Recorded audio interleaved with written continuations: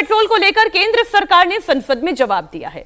राज्यसभा में एक लिखित जवाब में केंद्रीय मंत्री नितिन गडकरी ने कहा कि E20 की वजह से BS3 वाली उन गाड़ियों के रबर और गैस्केट पर असर हुआ है जो 2005 से 2016 के बीच बनी है।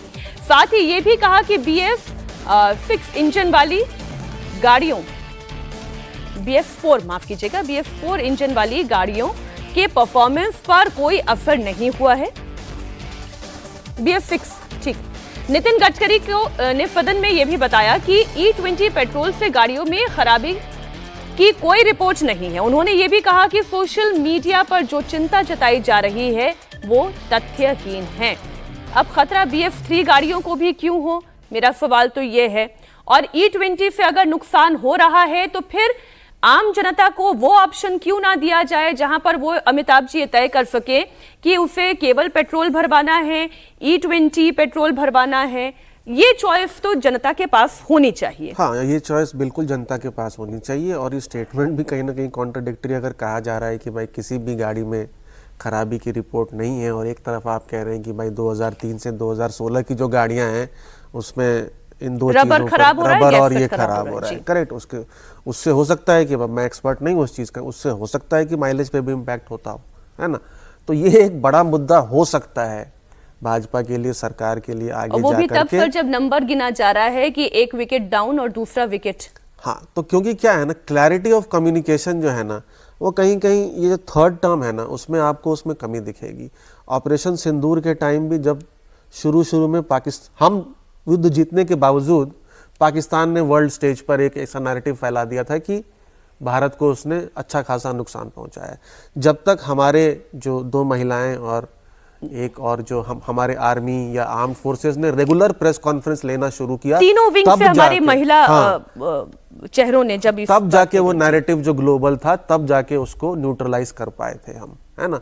तो क्लैरिटी ऑफ कम्युनिकेशन जो है वो कहीं ना कहीं मिसिंग है। और ये क्योंकि 2 मंत्रालयों का काम है। एक बार नितिन गडकरी कहते हैं कि भाई ये पेट्रोलियम मिनिस्ट्री हमारे पास है ही नहीं, उसका जवाब हरदीप पुरी देंगे, और हरदीप पुरी कभी ना कभी पास दबक करते हैं यहाँ पे। इससे भी कंफ्यूजन हो रहा है लोगों को। एक पार्लियामेंट से आ रही तस्वीर आपके सामने रख दूं, वहां की तस्वीरें भी आपको दिखा दे। चढ़ावा चोर गद्दी छोड़। देखिए राहुल गांधी के पास इस वक्त मुद्दा क्या है, वो पैलेट गन दिल्ली में जंतर मंतर पर हुए प्रदर्शन में पुलिस के द्वारा उठाए गए इस गन कल्चर के खिलाफ वो सरकार को घेरने की कोशिश कर रहे हैं। वहीं दूसरी तरफ समाजवादी पार्टी के पास मुद्दा क्या है, चढ़ावा चोरी का है। क्यों? क्योंकि उत्तर प्रदेश में चुनाव है। अजीत जी, एक को दिल्ली दिख रहा है, एक को उत्तर प्रदेश दिख रहा है। बिल्कुल। तो ये जैसे ही खत्म हुआ वो मामला, पेपर लीक बिल पर चर्चा समाप्त हो गई, बल्कि दूसरे दिन की चर्चा बाकी ही थी, तभी समाजवादी पार्टी ने ये वाला मुद्दा उठा दिया। समाजवादी पार्टी को ये लग रहा है कि उत्तर प्रदेश के चुनाव में ये ज़्यादा इमोशनल इशू है, ज़्यादा बड़ा मुद्दा है, इमोशनल इशू है ये ज़्यादा बड़ा।